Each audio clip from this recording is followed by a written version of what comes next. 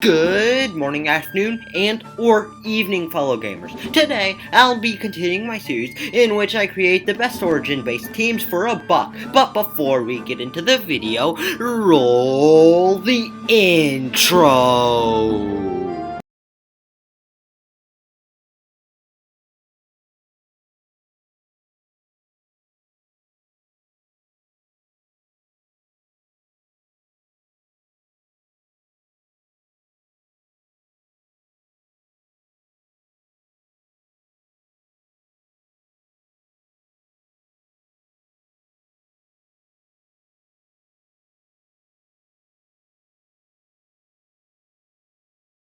And that was a crappy segue. Oh well, yeah, that was supposed to imitate the segue sound, since I suck at segues, but hopefully that was a good enough one, even though it was pretty crappy. But let's just throw it in the trash and actually get into the video. But I can't get into the video if you, the viewer, didn't see the first video, since I reviewed all of the rules and the explanations there, and I don't want to repeat it for the ones who have already seen that video, so the link's in the description. I'd recommend you to check it out first. Now I can get into the video, and I have already made teams for Skull Island, Monquista, and Valencia, so now it's time for Cool Ranch, and there are a lot of companions here. There is Jim Masterson, Bat Masterson, Scorpion, Sky Snake, Madclaw, Chicken Miner, Chicken Sheriff, Rooster Cockburn, Sergeant Sanders, Dan Drake, Duck Holiday, Jen Canary, Wild Bill Peacock, Lefty, Monterey, Jack, Eric, Jolly, Tyson, Bison, Shaman, and Hunter, Thunderhoof, Ghost Singer, Skyfire, Blackstorm, Elder and Hunter, Stormy Sky, Tonka, Buffalo Bill, Billy the Kid, Mustang Guacho, Rowdy and Gypsy, Mustang Sally, Torito Maestro, Froggo Vila, Weasel Gambler, and El Toro. Yeah, clearly there are a bunch of companions, and I probably forgot one since there are so much, but hopefully that didn't happen. But if it did, just tell me in the comments, please.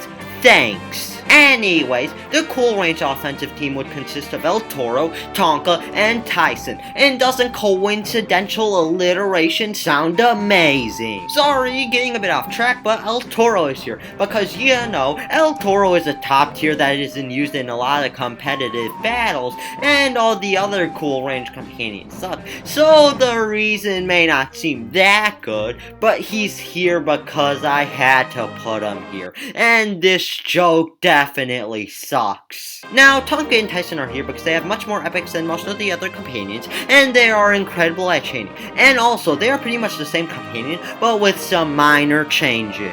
If you want the specifics, go watch FearsomeRubber Ducky's video on them, since he goes into specifics, but in a nutshell, they're worse versions of Goronado. The strat of the team is to rush the opponent after charging a turn, since El Toro and the Pirate can move very far, and Tonka and Tyson would need an extra turn to move to be capable of charging with Toro and the Pirate. I'd give Toro a post 1, Relentless 2, and Bladestorm 3 to chain opponents, and you may be saying, no, give him First Strike 3, but I'd rather give him chaining capabilities, and First Strike 3, in my opinion, is overrated and useless through Pirate's story. Tyson and Tonka would have Relentless 2 and Bladestorm 3, and Hold Line 1 for Tonka, and First Strike 1 for Tyson, which again is for chaining purposes, and it's their only good setup. Wow, I actually got through this part very quickly. Well, that's all for the offensive team, and now it's for the defensive team, which would be Toro, Tonka, and Buffalo Bill.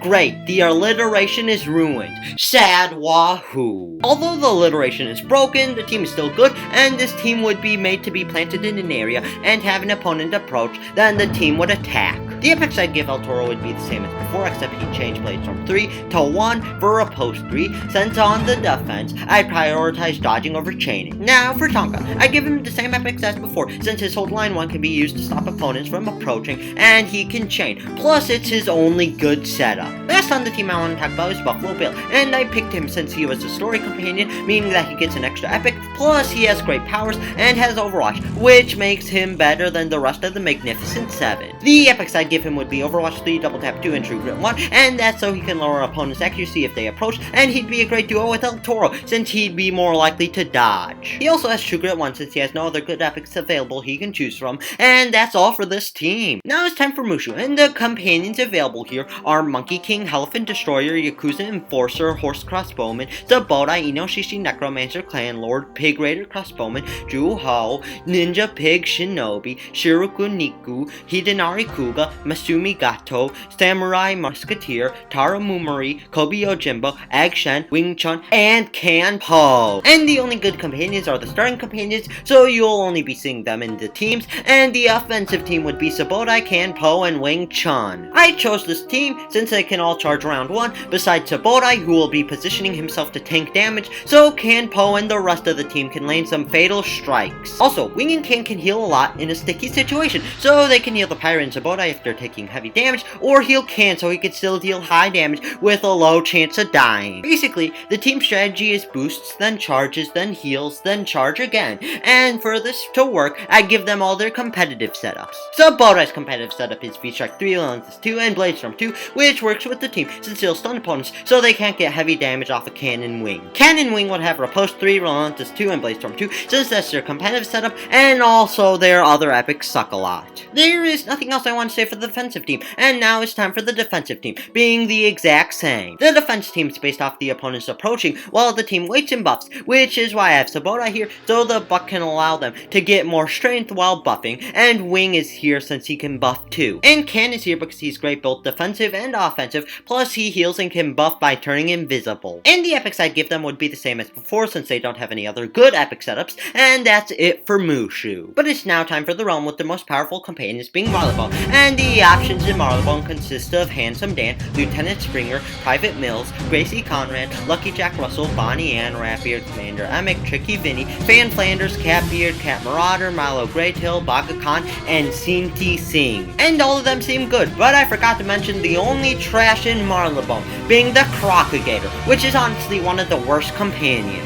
But out of all these options, the offensive team would be Fan Flanders, Bonnie Ann, and Lucky Jack Russell. Yeah, sadly almost all of the amazing Marleybone companions are defensive. Though the team is still great, and the strat is to immediately charge the opponent while attacking in a way to get a lot of crits. I'd give Bonnie Ann Double Tap 2, Burst Fire 2, Overwatch 3, and Quick Draw 1 to allow her to chain opponents, and also since her other options suck. Now, Fan Flanders would have Flankings 1, Relentless 2, and Bladestorm 2, and Riposte 2 to chain opponents and counterattack. But if you have played Flanders competitively before, you are definitely thinking this will backfire because of reactionary epics. If you want the specifics, go watch the FearsomeRubber Ducky's video on it, but otherwise, in a nutshell, she's fragile, so Bladestorm can attack a non-intended opponent with reactionary epics, ending up killing her. But you are able to angle Flanders in a specific angle, where there is no way Flanders can mess with the wrong opponent.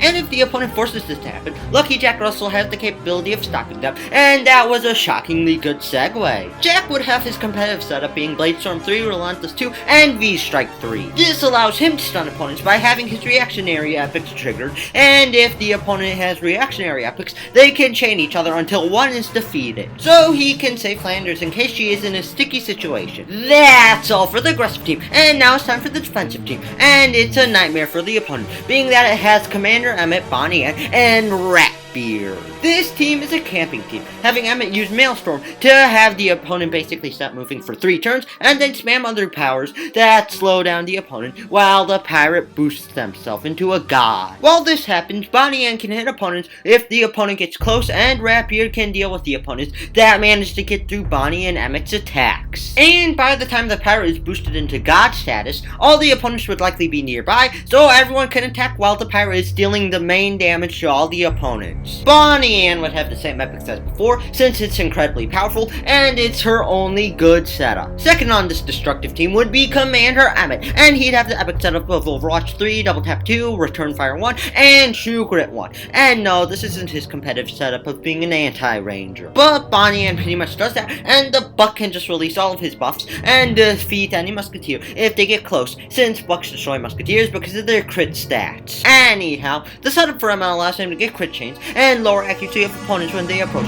to make them less likely to harm the whole team. Meaning that if the opponent approaches Emmett and Bonnie, the opponent would have 25% of their accuracy. Now, the last of these companions in this crew is Ratbeard, and I'd give him the classic setup of Hold Line 3, Repel Wars 3, and Bladestorm 2, which halts opponents and lowers their accuracy and dodge if they get close, and gets extra hits off of crits. So if the opponent approaches enough to get repel bordered and overwatched by everyone, the opponent would have 12% of their accuracy, basically guaranteeing the opponent will miss their attack. I really think this is the best team of each origin, so if you want a good origin-based team, base it around Marleybone. But I've talked way too long about these Marleybonian teams, and now it's time to talk about the great Aquila, which their companions contrast their legendary stories because they all suck.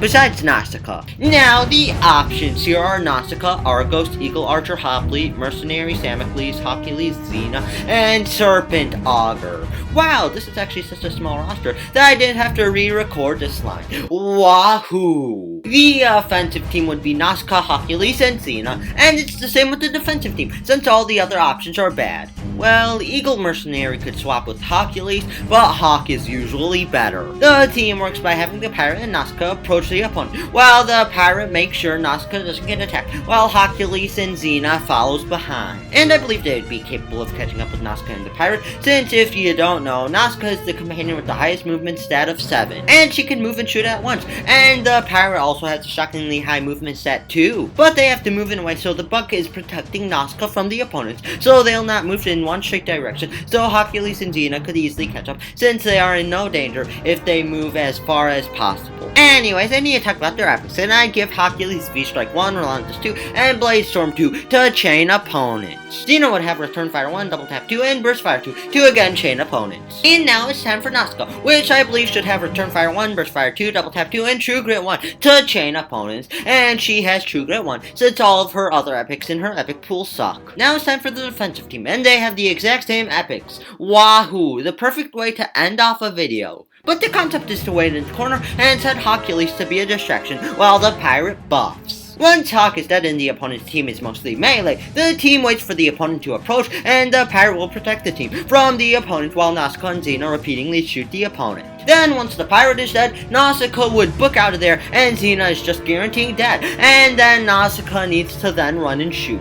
But if the opponent is mostly ranged and Hawk is dead, then once they get into range of the team will then charge the opponent, and they would not be capable of escaping, since the team is capable of moving very, very far. Hey, guess what? That's a segue. A very terrible segue into me rolling the outro. So hopefully this video made you, the viewer, happy, and also roll the outro.